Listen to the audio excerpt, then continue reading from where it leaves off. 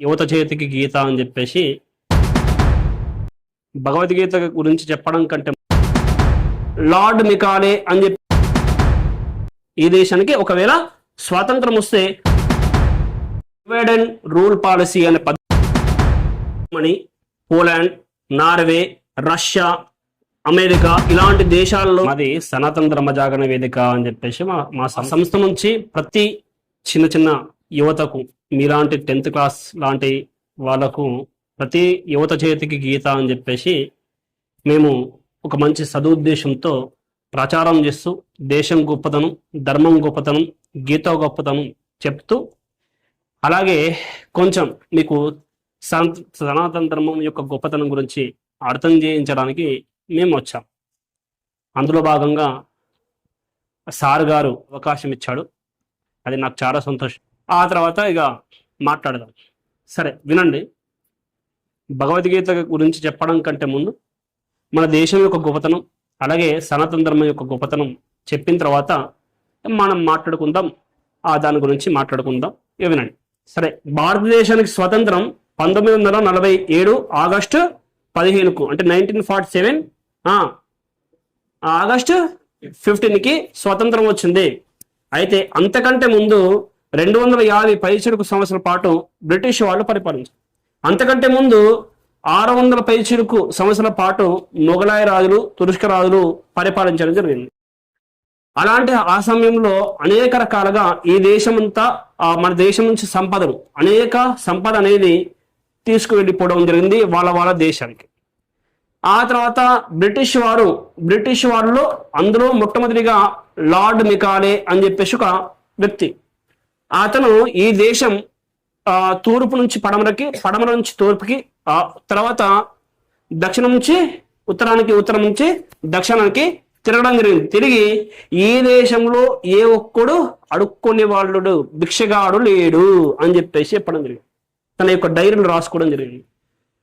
అయితే అట్లాంటి దేశం ఇప్పుడు చాలా దీనమైన స్థితికి రావడం జరిగింది. అందుకు వాళ్ళు ముందుగానే ఏం ప్లాన్ చేశారంటే ఈ దేశానికి ఒకవేళ స్వాతంత్రం వస్తే, ఈ దేశానికి ఒకవేళ స్వాతంత్రం వస్తే ఆ స్వతంత్రం వచ్చిన తర్వాత ఈ దేశం అభివృద్ధి అయిన తర్వాత ఇక ఈ దేశం మా దేశం పైన ఇబ్బంది పెట్టకూడదు, మా దేశం పైన రకరకాలుగా ఫోర్స్ చేయకూడదు అని చెప్పేసి వాళ్ళు ప్లాన్ చేశారు. అందులో భాగంగా మ్యాక్స్ ముల్లర్ అని చెప్పేసి ఒక వ్యక్తిని జర్మనీ దేశం నుంచి రప్పించారు. అతనికి జర్మనీ దేశంలో సంస్కృతం నేర్చుకున్నాడు.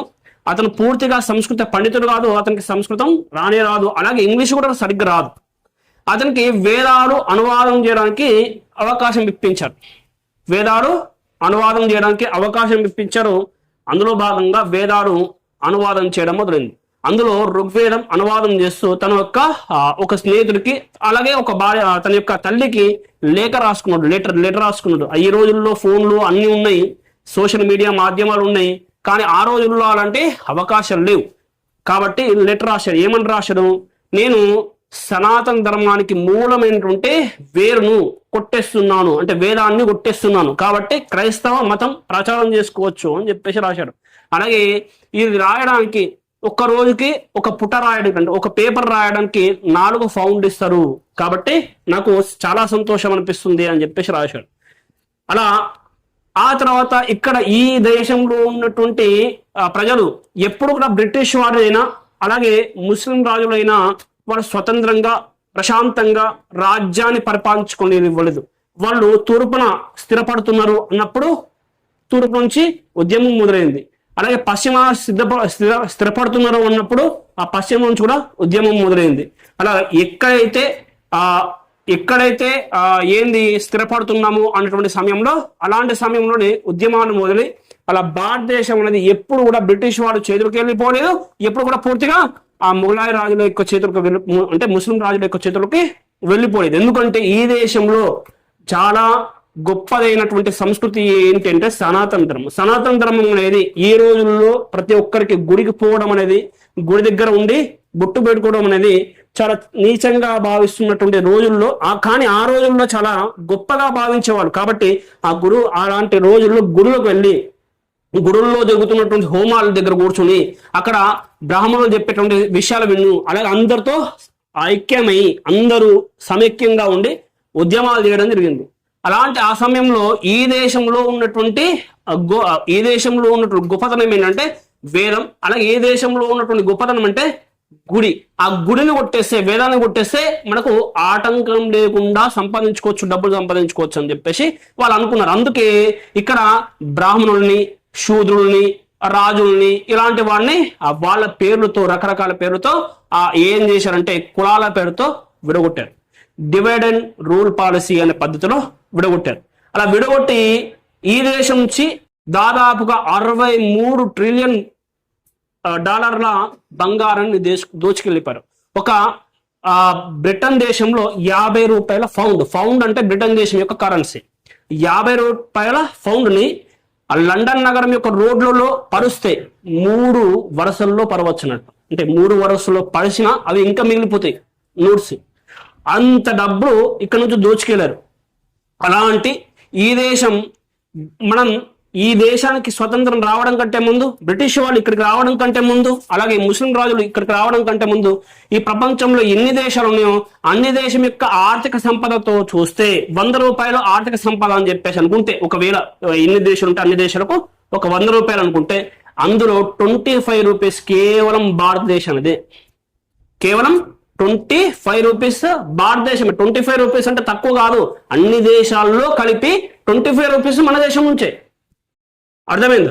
అలాగే ఆ తర్వాత ఈ దేశంలో బ్రిటిష్ వారు వెళ్ళిపోయిన తర్వాత, ఈ దేశం నుంచి బ్రిటిష్ వారు వెళ్ళిపోయిన తర్వాత ఇక అడుక్కునే వాళ్ళు ఎక్కువైపోయి ఈ దేశం యొక్క ఆర్థిక పరిస్థితి ఎలా అయిందంటే 100 రూపాయల ప్రపంచ ఆస్తి ఉంటే, అంటే ప్రపంచ సంపద ఉంటే ఆ ప్రపంచ సంపదలో 1 రూపాయి వచ్చింది. 1 రూపాయి అన్నట్టు. అంటే అంత నష్టం చేశారు. ఇక్కడ నుంచి ఎంతో సంపద దోచుకెళ్ళారు. అర్థమైందా?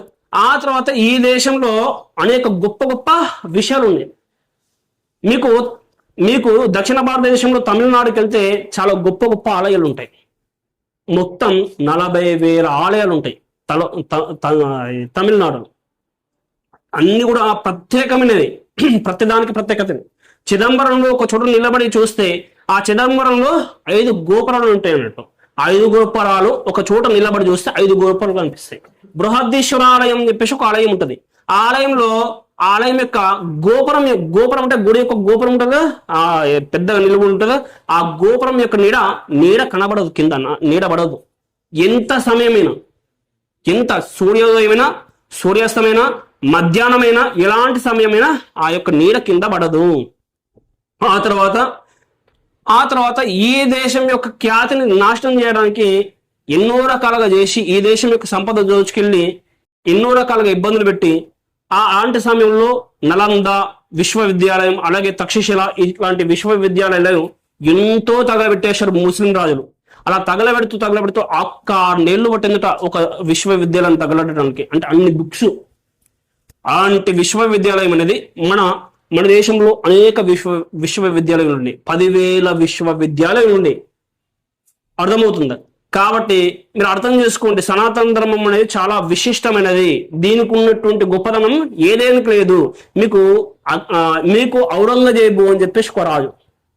ఆ రాజు మహారాష్ట్రలో ఎల్లోరా గుహలు, అజంతా గుహలు అని చెప్పేసి కొన్ని ఉంటాయి. మీరు ఎప్పుడైనా విన్నారా? ఐడియా ఉందా?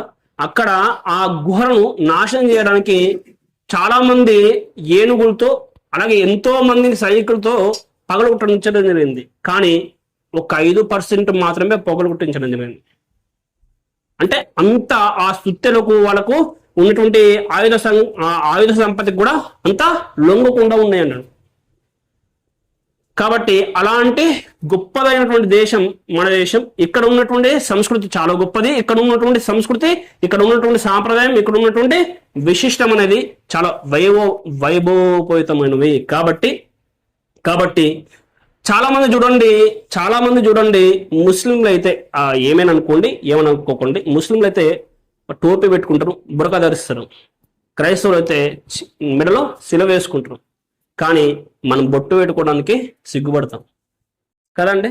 చాలా మందిలో బొట్టు పెట్టుకోవడానికి ఎవరు కనిపిస్తున్నారు? ఒక 3-4 కనిపిస్తున్నారు. మధ్యాహ్నం అయిందా, అందుకే పోయిందా?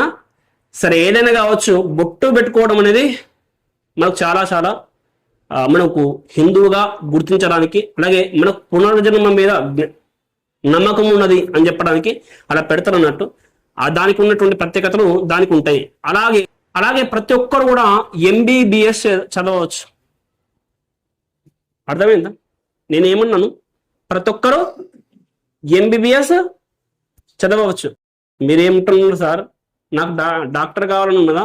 లేదు, నాకు ఇంజనీర్ కావాలంది, నేను లాయర్ కావాలనుకుంటున్నాను, లేదా నేను సినిమా యాక్టర్ కావాలనుకుంటున్నాను. మీరు ఎంబీబీఎస్ చదవమంటున్నారు. చదవచ్చు, అందరు చదవచ్చు. నమ్మరా? నమ్ముతారా నమ్మరా? ప్రతి ఒక్కరు చదవచ్చు ఎంబీబీఎస్ అని అంటున్నాను. ఓకే, ఎలా చదవచ్చు అంటే ఎంబీబీఎస్ అంటే ఎం అంటే మహాభారతం, ఎం అంటే మహాభారతం, బి అంటే భాగవతం, బి అంటే భగవద్గీత, ఇది భగవద్గీత, ఎస్ అంటే సంపూర్ణ రామాయణం. అలానే మీకు సంపూర్ణ రామాయణం కాకుండా సంక్షిప్త రామాయణం అయితే మనకు తెలుగులో ఉన్నది, అది తర్వాత విషయం. అయితే ఎంబీబీఎస్ అనేది ప్రతి ఒక్కరు చదవచ్చు ఖచ్చితంగా. ప్రతి ఒక్కరు సీరియల్ చూసి, సినిమాలు చూసి, అలా చూసి అది కాదు, నిజంగా ఎంబీబీఎస్ చదివితే, అంటే ఏదైతే మహాభారతం చదివితే, అలాగే మహాభారతం తర్వాత భాగవతం చదివితే, ఆ తర్వాత భగవద్గీత చదివితే, సంపూర్ణ రామాయణం చదివితే మనకు సంపూర్ణమైనప్పుడు ఒక రకమైన మంచి సమాచారం నాకు వస్తుంది అనుకో. మహాభారతం అనేది చాలా విశిష్టమైన గ్రంథం. తింటే గారెనే తినాలి, వింటే భారతం మీరు వినాలి అని చెప్పేసి ఒక మాట కూడా ఉంటుంది మనకు.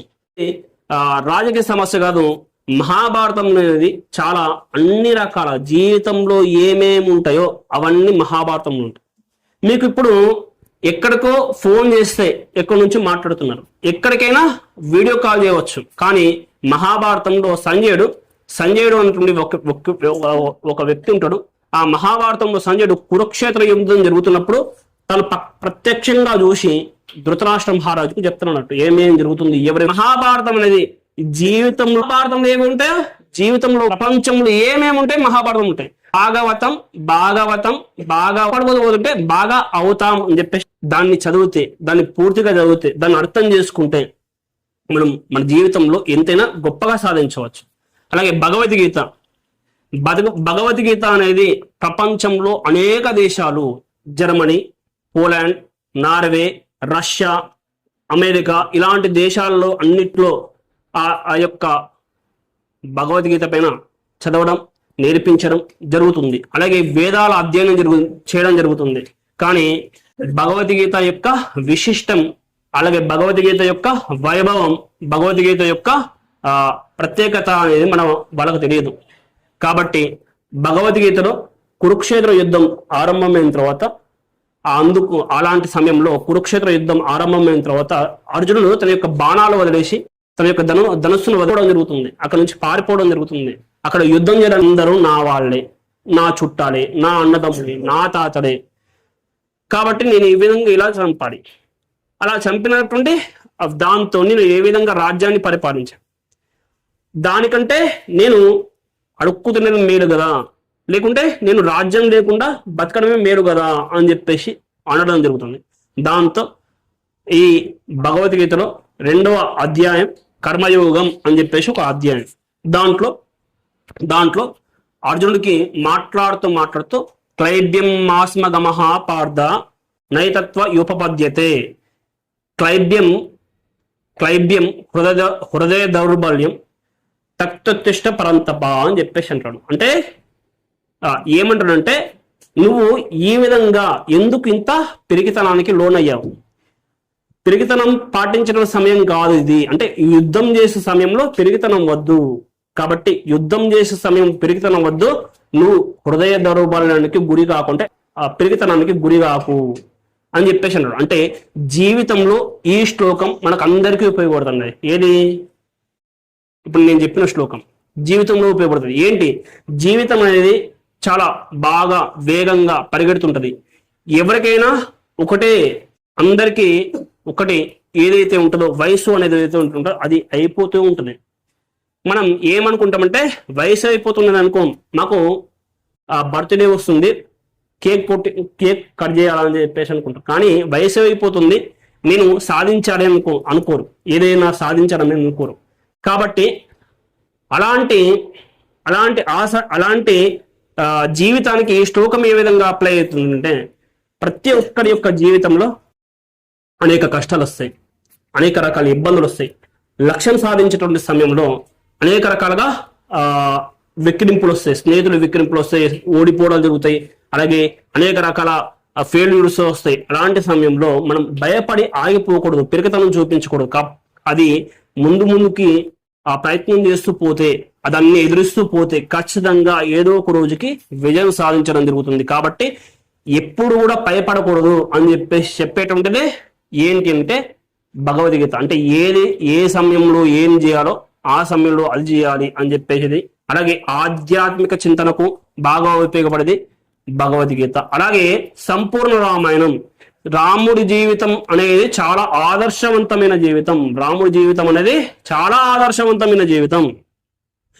రాముడు తన తల్లిదండ్రులకు ఏ విధంగా పుత్రుడిగా ఉన్నాడో తెలుస్తుంది. పితృవాక్య పరిపాలన కోసం రాజ్యానికి ఎలా వెళ్లకుండా ఉన్నాడో తెలుస్తుంది. అలాగే ఆ అన్నదమ్ముడితో ఎలా బాగా మెసులుకున్నాడో తెలుస్తుంది. అలాగే భార్య భర్తల సంబంధం తెలుస్తుంది. అలాగే స్నేహబలం తెలుస్తుంది, ధర్మబలం తెలుస్తుంది, జీవధైర్యం తెలుస్తుంది.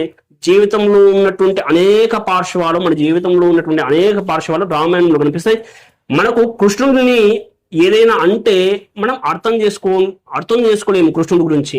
కాబట్టి అంటే మీరు అర్థం చేసుకోలేరు, నేను కాదు, మీరు అర్థం చేసుకోలేరు. కాబట్టి అతని గురించి మీకేమన్నా మీరు పట్టించుకోరు అన్నట్టు. కృష్ణుడి గురించి ఏం చెప్పినా మీరు అర్థం చేసుకోలేరు. కానీ రాముడి గురించి మాట్లాడితే మీకు కూడా కోపం వస్తుంది. ఎందుకంటే రాముడు అనేవాడు ఎప్పుడు కూడా మహిమను చూపించలేదు. రాముడికి ఏ కష్టం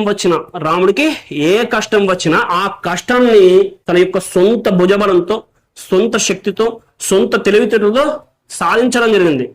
మనకు ఎడారి మాతాలు అని చెప్పేసి ఎన్నో ఉంటాయి. అందులో నన్ను నమ్మితే స్వర్గానికి వెళ్తారు అని చెప్పేసి ఒక మాట చెప్తారు అన్నట్టు. ఎన్ని తప్పులు చేసినా, ఎన్ని హత్యలు చేసినా, ఎన్ని రకాల ఇబ్బందులు చేసినా ఆ దేవుని నమ్మితే స్వర్గానికి వెళ్ళిపోతారు. ఒకవేళ ఎలాంటి మంచి పనులు చేసినా ఆ దేవుణ్ణి నమ్మకపోతే నరకానికి వెళ్ళిపోతారు. అది ఎలాంటి స్థితి అంటే, ఒక రాజకీయ నాయకుడు నాకు ఓటేయకపోతే నీకు పెన్షన్ ఇవ్వను అని చెప్పేసి విధంగా. కాబట్టి అర్థం చేసుకుంటారని, మన ధర్మం యొక్క గొప్పతనం, మన దేశం యొక్క గొప్పతనం అర్థం చేసుకుంటారని భావిస్తూ